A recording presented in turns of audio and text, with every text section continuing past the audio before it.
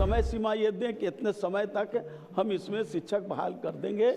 एक समय दें हमको, 17 तारीख तक या इस महीने तक या इस वर्ष तक शिक्षक हम वहाँ बहाल कर देंगे, ताकि बच्चे को शिक्षा से वंचित नहीं बहाल होना करना पड़े। है बीपीएससी को।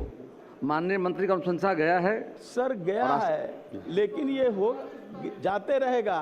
कब तक होगा? क्या वंचित रहेंगे छात्र पढ़ने से?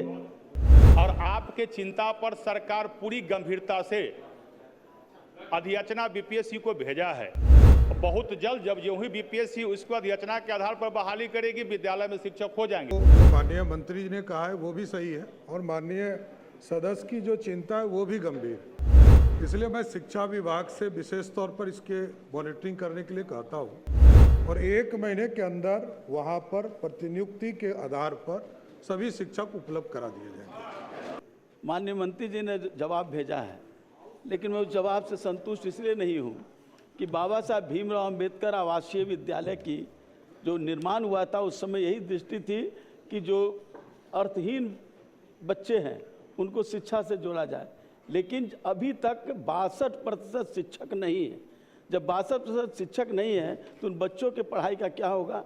और ये कह रहे हैं कि अधियाचना की जा रही है बीपीएससी को। अब यातना ही होती रहेगी तो बच्चे क्या करेंगे, कैसे पढ़ेंगे? कृपया बैठ जाइए। माननीय मंत्री।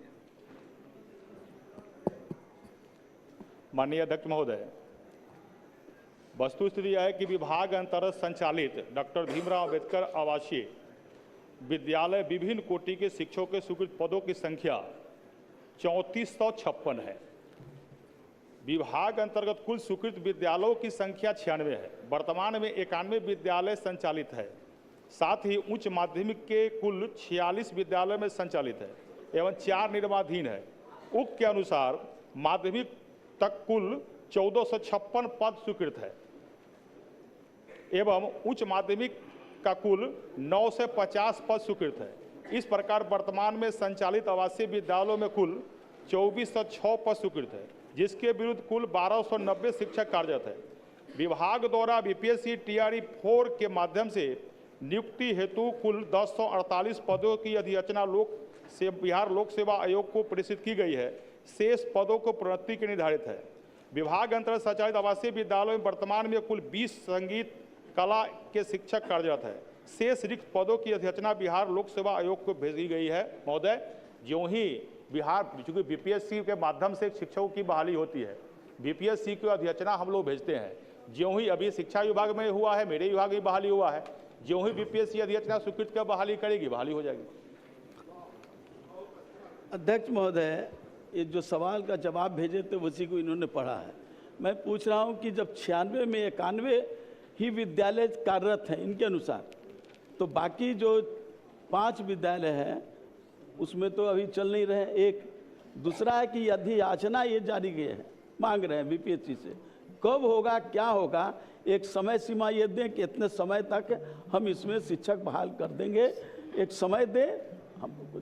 सरकार का प्रयास जारी है जी, आशा कीजिए जल्द ही जारी है सर, जारी रहेगी, लेकिन ये कब तक? एक तिथि तो तय करें कि इतना तारीख तक या इस महीने तक या इस वर्ष तक शिक्षक हम वहाँ बहाल कर देंगे, ताकि बच्चे को शिक्षा से वंचित नहीं होना पड़े। करना है बीपीएससी को।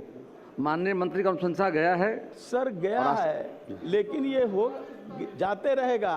कब तक होगा? क्या वंचित रहेंगे छात्र पढ़ने से? बैठिए।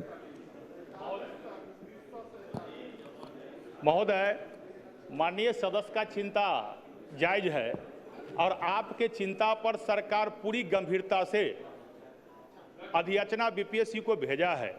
बहुत जल्द जब यूं ही बीपीएससी उसको अधियाचना के आधार पर बहाली करेगी, विद्यालय में शिक्षक हो जाएंगे।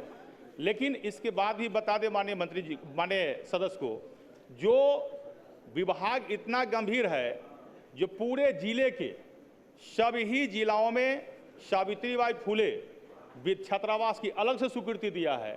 इसलिए और हर अभी 40 हमारा आवासीय विद्यालय और निर्माण शुरू है, वहां भी हमको शिक्षक की बहाली करना है। इसलिए बीपीएससी की से अधियाचना की गई है।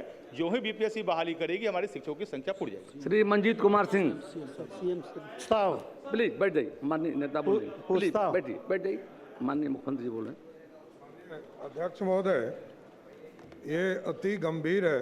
इसको जो माननीय मंत्री जी ने कहा है वो भी सही है और माननीय सदस्य की जो चिंता है वो भी गंभीर। इसलिए मैं शिक्षा विभाग से विशेष तौर पर इसके मॉनिटरिंग करने के लिए कहता हूँ और 1 महीने के अंदर वहाँ पर प्रतिनियुक्ति के आधार पर सभी शिक्षक उपलब्ध करा दिए जाएंगे।